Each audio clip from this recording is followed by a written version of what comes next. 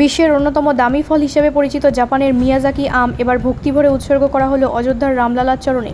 প্রতি কেজি প্রায় 3 লক্ষ টাকা মূল্যের এই বিশেষ আম মন্দিরে নিবেদন করা হয়েছে, যা ঘিরে ইতিমধ্যেই ব্যাপক চর্চা শুরু হয়েছে। জাপানের মিয়াজাকি প্রিফেকচারে উৎপন্ন এই বিরল প্রজাতির আম তার অনন্য স্বাদ, গাঢ় লাল রং এবং উচ্চমানের জন্য বিশ্বজুড়ে সুপরিচিত। এই গবদাস্তান নামেও পরিচিত এই আম সাধারণত অত্যন্ত সীমিত পরিমাণে উৎপাদিত হয় এবং আন্তর্জাতিক বাজারে এর দাম আকাশ ছোঁয়া। মন্দির সূত্রে জানা গিয়েছে, এক ভক্ত বিশেষ পুজোর আয়োজন করে এই মূল্যবান আম রামলালার উদ্দেশ্যে নিবেদন করেন। মন্দির কর্তৃপক্ষের মতে ভক্তরা তাদের সামর্থ্য ও বিশ্বাস অনুযায়ী নানা ধরনের উপহার নিবেদন করেন। তবে এত উচ্চ মূল্যের ফল উৎসর্গের ঘটনা নিঃসন্দেহে ব্যতিক্রমী। ঘটনাটি প্রকাশ্যে আসতেই সামাজিক মাধ্যমে মিশ্র প্রতিক্রিয়া দেখা দিয়েছে। একাংশের মতে এটি ভক্তির এক অনন্য নিদর্শন, অন্যদিকে কেউ কেউ এই বিপুল অর্থ ব্যয়ের যৌক্তিকতা নিয়েও প্রশ্ন তুলেছেন। রাম মন্দির উদ্বোধনের পর থেকেই অযোধ্যা দেশ বিদেশে নজরে রয়েছে। এই ঘটনাও সেই আকর্ষণকে আরও একবার উস্কে দিল বলে মনে করছেন পর্যবেক্ষকরা। ব্যুরো রিপোর্ট, রাষ্ট্রীয় প্রসার বাংলা।